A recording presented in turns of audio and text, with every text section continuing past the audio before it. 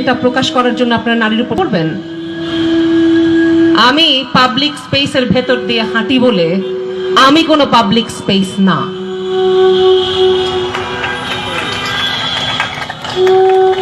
আমার শরীর কোনো পাবলিক স্পেস না।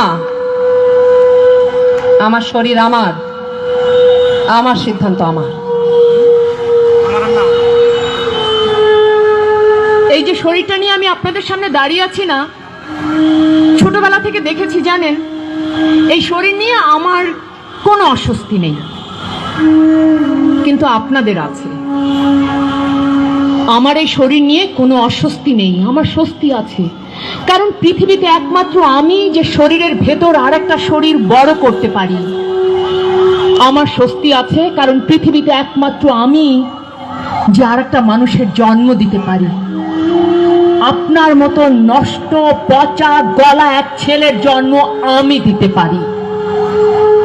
এই শরীরের দায় আমার না। আমার স্তন, আমার যৌনাঙ্গ, আমার পুরো শরীর সবকিছু শুধু আপনাকে জন্ম দেওয়ার জন্য আর আপনাকে বড় করে তোলার জন্য। আর সেই আপনি জন্ম নিয়ে মায়ের বুকের দুধ খেয়ে বড় হয়ে আর এক মায়ের শরীর খুবলে খেতে চান, 3 বছরের এক শিশুকে ধর্ষণ করতে চান। আচ্ছা, কখনো ভেবে দেখেছেন এই ভিড়ের মধ্যে, বা সেই যে 2015 সালে এই টিএসসিতে যে যৌন নির্যাতন হয়েছিল, ওরকম একটা ভিড়ের মধ্যে আপনার মতো কোনো নষ্ট ছেলে যদি আপনার মায়ের শাড়ির আঁচল ধরে টান দেয়, তাহলে আপনার কেমন লাগবে? তাই দাঁড়াও, একজন ধর্ষক, যৌন নিপীড়ক আমাকে নিপীড়ন করেছে বলে তার মা বোনকে নিপীড়ন তো আমি চাইতে পারি না। কিন্তু অন্য যারা ভিড়ের মধ্যে চুপচাপ লুকিয়ে চুরিয়ে দেখে এবং মাথার মধ্যে যৌনানুভূতি নিয়ে বাড়ি ফেরে, ফির বছর পহেলা বৈশাখে এই টিএসসিতে যদি আপনার 7 বছরের শিশুটির ওড়না ধরে আপনার মতো কোনো নষ্ট ছেলে টান দেয়, ঠিক সেদিন যেভাবে মাথার মধ্যে যৌনানুভূতি নিয়ে বাড়ি ফিরেছিলেন, মগজের মধ্যে যে সুরসুরি অনুভব করেছিলেন, একই রকম সুরসুরি অনুভব করবেন তো? কোনো রকম প্রতিবাদ করবেন না নিশ্চয়ই, কিন্তু আমরা করব, বারবার প্রতিবাদ করব। আমি শাড়ি পরে দেখেছি, আমাকে সুন্দর লাগে। আমি সালোয়ার কামিজ পরে দেখেছি, আমাকে মানিয়ে যায়। প্যান্ট শার্টে আমার দারুণ আরাম হয় কাজে। এই ওড়নাটা আমার জন্য একটা বাধা।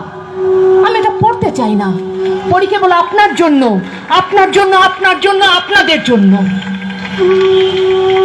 আমি বোরখা পরেও দেখেছি, আপনারা তার মধ্যে থেকেও টেনে টুনে বের করে আনতে চান আমার শরীরটাকে। আমার শরীর যেন মাংস পিণ্ড ছাড়া আপনার কাছে কখনো কিছু ছিলই না, কখনো কিছু হবেও না। আপনি আমাকে বলেন, এই মেয়ে, তুমি রাতে কেন বের হবে, দিনে বের হও। আমি দিনে বেরিয়ে দেখেছি, আমি দুপুরে বেরিয়ে দেখেছি, আমি বিকেলে বেরিয়ে দেখেছি। আপনি কিন্তু আমাকে কখনো ছাড়েননি। বাসের মধ্যে, ট্রেনের মধ্যে, ফুটপাতে, ওভারব্রিজে আপনি আমাকে কোথাও ছেড়ে দেননি। আপনি আমার টিপ নিয়ে কথা বলেছেন, আমার চুল নিয়ে কথা বলেছেন, আমার স্তন নিয়ে কথা বলেছেন, এমনকি আমার হাঁটা নিয়েও আপনি কথা বলেছেন। এই গোটা আমিটাই আপনার জন্য একটা সমস্যা। আমি শিক্ষিত হই কি অশিক্ষিত, আমি উচ্চবিত্ত কি নিম্নবিত্ত কি মধ্যবিত্ত কি শিশু কি কিশোরী কি বৃদ্ধ, আপনার কিন্তু কিছুতে কিছু যায় আসেনি। আপনার পরিচয় আপনি দিয়েছেন, আপনি শুধুমাত্র একজন পুরুষ।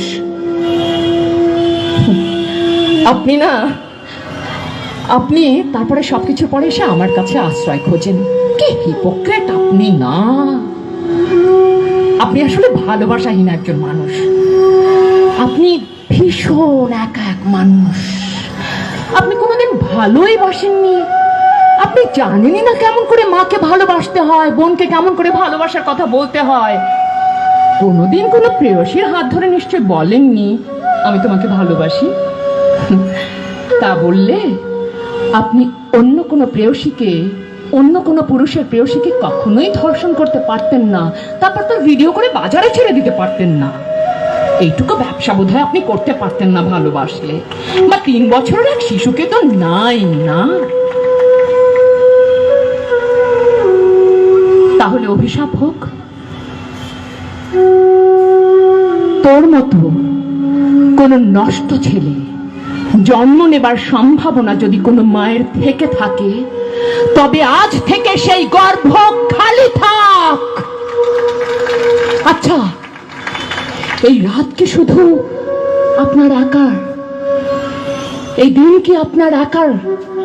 এই টিএসসি, ওই শাহবাগ, ওই পহেলা বৈশাখ, ওই 21শে ফেব্রুয়ারি, ওই ভালোবাসা দিবস কি শুধু আপনার একার? আমি কি কিচ্ছু করিনি এই দেশের জন্য? আমি কোথাও কোনো ভূমিকা রাখিনি? তবে সেই অভিশাপ থাক।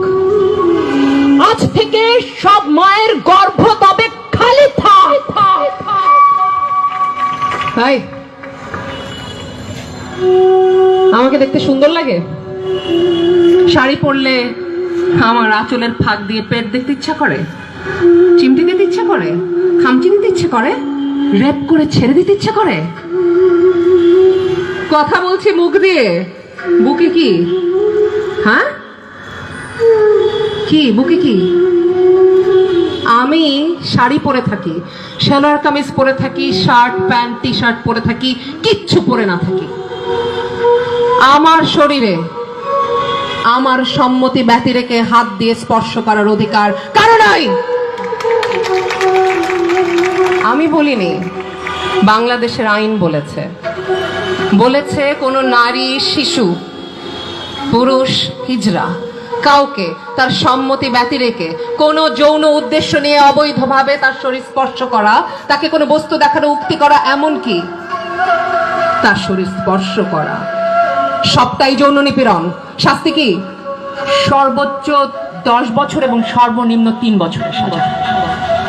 আর তাকে ধর্ষণ করা যৌন নিপীড়নের চাইতেও অনেক বড় অপরাধ। এই গল্পটা হয়তো আমার, হয়তো রুমার, হয়তো ইতির, হয়তো গীতির, হয়তো সুক্তির, হয়তো সুপ্রিয়ার। গল্পটা আসলে লক্ষ লক্ষ মেয়ের। এই গল্পগুলো আজকে আমি দুটো গল্প বলবো আপনাদেরকে। খুব ছোট্ট একটা মেয়ে, 9 বছর বয়স, গিয়েছিল বাণিজ্য মেলায় বোনের সাথে। একটা প্যাভিলিয়নে ঢোকার সময় দেখলাম অনেক ভিড়। ভাবলাম যাই না, দেখি ওখানে কি হচ্ছে। আমি আমার বোনের সাথে লাফাতে লাফাতে সেই প্যাভিলিয়নের সামনে চলে গেলাম। আমার বোন আমার পিছনে, আমি সামনে, অনেক লম্বা লাইনে দাঁড়িয়ে আছি। হঠাৎ আমার বোন আমাকে বললো, এই তুই একটু পেছনে যা তো। আমি তো বুঝিনি কেন পেছনে যেতে বললো। পেছনে যাওয়ার পর মুহূর্তেই আমি বুঝতে পারলাম কেন আমার বোন আমাকে পেছনে যেতে বললো। ও ভেবেছিল আমি ছোট, তাই ওর পেছনে থাকা ওই লোকটা আমাকে কিছু করবে না। কিন্তু যেই মুহূর্তে আমি পেছনে গিয়েছি, ওই লোকটা আমার কাঁধ থেকে শুরু করে নিতম্ব পর্যন্ত খামচাতে থাকলো, চিমটাতে থাকলো, খামচাতে থাকলো, চিমটাতে থাকলো। আচ্ছা, বলতে পারেন 9 বছরের এক শিশুর শরীরের কোন কোন ভাঁজ দেখলে আপনাদের এতটা যৌন উত্তেজনা তৈরি হয়? হ্যাঁ, 9 বছরের শিশু আর 90 বছরের বৃদ্ধা, যাই হোক না কেন, নারীকে আপনারা দেখেন কেবল একটা বস্তু হিসেবে, তাই ও সব করেন, তাই তো? একটা মেয়ে বছর 15 বয়স, চিপচিপে লম্বা, খুব বুদ্ধি ওর মাথায়, সব প্রশ্নের উত্তর জানে, সব পরীক্ষায় ফার্স্ট হয়, সবাইকে খালি প্রশ্ন করে কেন কেন কেন কেন কেন। সবার ভালো লাগে না তো। একদিন সুবোধবাবু স্যারের ক্লাস শেষ করে বাসায় ফেরার সময় সিঁড়ি দিয়ে নামছিলাম, ঠিক এই সময় একজন, সেই রকম একজন সামনে এসে ঝাঁপিয়ে পড়ে। প্রথমে গায়ে হাত দেয়, বুকে, নিতম্বে, তারপর চুমু খেতে গেলে মুখটা সরিয়ে নিতে ঠাস করে একটা চর। এই চর এই জীবনে কোনোদিন আমি ভুলে যাব। এই গল্পগুলো আমাদের সবার, বৃতার, তিশার, তনুর, নিপার, রিপার, লক্ষ লক্ষ নারীর, কোটি কোটি নারীর।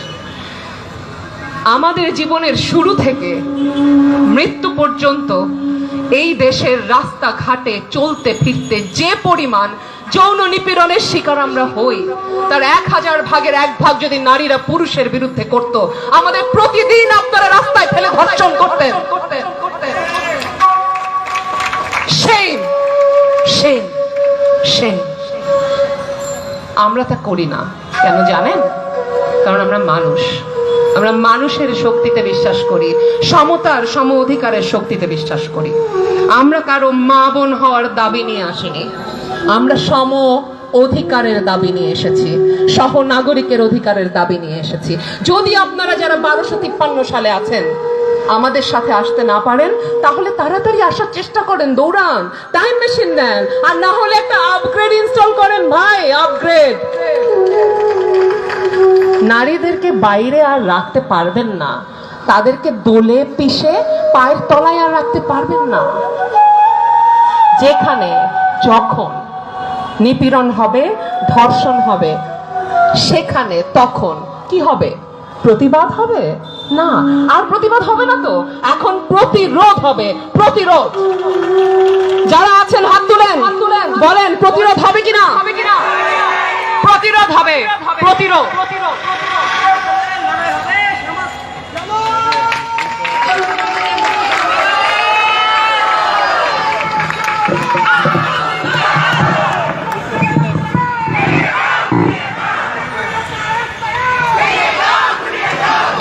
অনেক ধন্যবাদ বটতলাকে তাদের এই মর্মস্পর্শী উপস্থাপনার মধ্য দিয়ে আসলে আমাদের প্রত্যেক নারীর জীবনের ঘটনা